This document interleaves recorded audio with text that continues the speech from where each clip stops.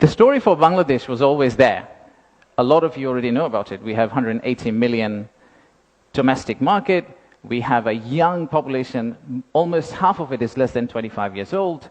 The middle and affluent class is about 35 million people, which is as big as the Malaysian total population. We have many, many other factors that has led to where we are today.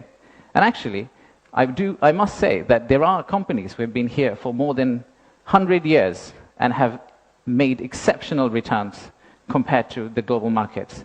So if you look at some of these companies who have actually operated in Bangladesh for a long, long time, the returns they have got in Bangladesh is actually significantly higher than the global average. And today, we also have a fantastic news that one of our own startups called ShopUp, the news came out about an hour ago in Bloomberg that the Saudi sovereign PIF, their investment arm called Sanabil Investments, they have actually co-led a round of $110 million along with Peter Thiel's Valor Ventures to invest in one of our own startup to go global. So let's give a big round of applause to ShopUp.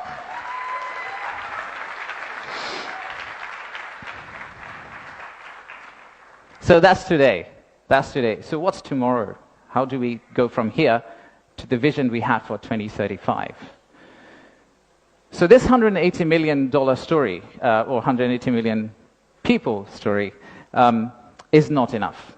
I think we need to redefine market. We believe the market is actually much larger. When we talk about market, we should be talking about a much larger regional market which you could potentially serve out of Bangladesh.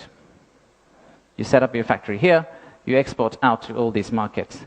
At the same time, I would expect these markets to set up their factories and push it back to Bangladesh. Use the ports of Bangladesh and potentially export out to the rest of the world. So the narrative that we've had of why invest in Bangladesh is not really a domestic market 180 million story. It is a regional story and it's a global story. To further strengthen ourselves, we have decided to enhance our port capacity. In Chittagong area, what you see now, we are actually tripling that within the next few years, which is essentially allow this region to consider Bangladesh as one of the biggest logistical hubs. However, that's not all. We need to do a lot more. So at the beginning of interim government's period, we actually decided to talk to more than 200 CEOs and entrepreneurs who actually are doing business in Bangladesh today. And we wanted to understand how can we convert our critics into our ambassadors. They are the only ones who could potentially bring business for us. They are the only ones who, if they've traveled abroad and say Bangladesh is a great place for business, that's when we are likely to get more investment. So we divided all their complaints into two groups, or the solutions that came out of their complaints.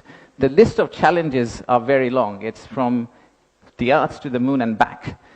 But we whittled it down to a few action items, some of which are short-term wins, so some of that you see here, some of which are actually long-term policy reforms that we would like to also undertake and set the direction of travel for the country in the right course so that the incoming government, the next government, the political parties who come and start driving this economy, they can follow the same script for us. I'll give you a few examples. Let's start with, we talked about a true one-stop service. There are two elements of one-stop service. The first one is the human element, and then there is a digital element. In the human element piece, what we have decided to do is we are going to co-locate the primary agencies, the high touchpoint agencies for our investors in one location.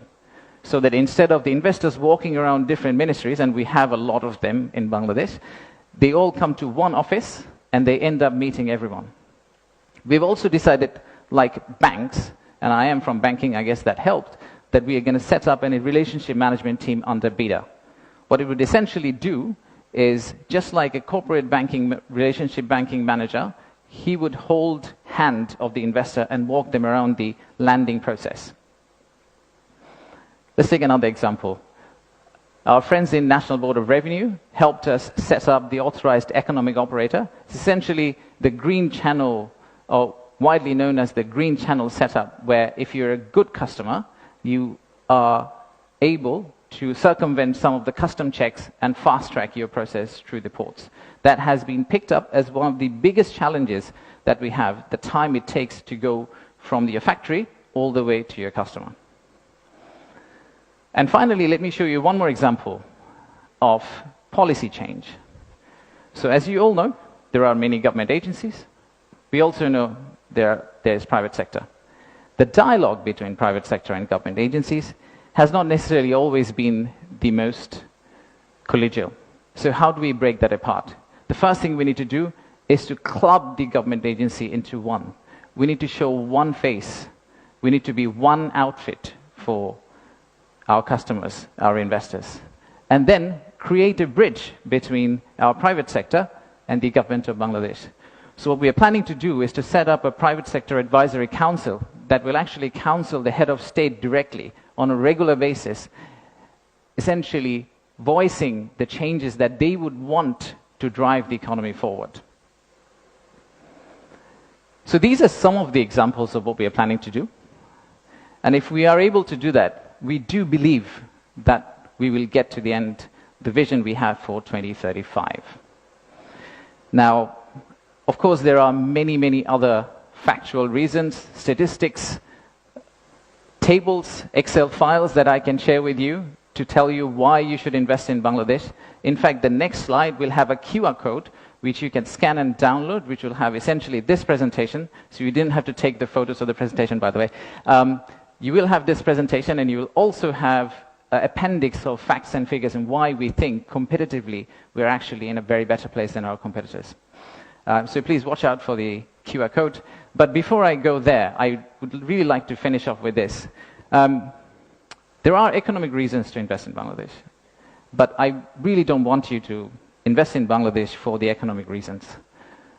If you really think about investing in Bangladesh, think about investing in Bangladesh because of the transformational journey you're going to be part of. For the odd mixture of warmth and resilience our people have,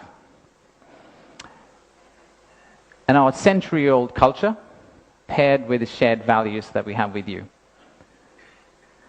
So I rest my case here. Thank you very much for coming, and enjoy the rest of the day. Thank you all.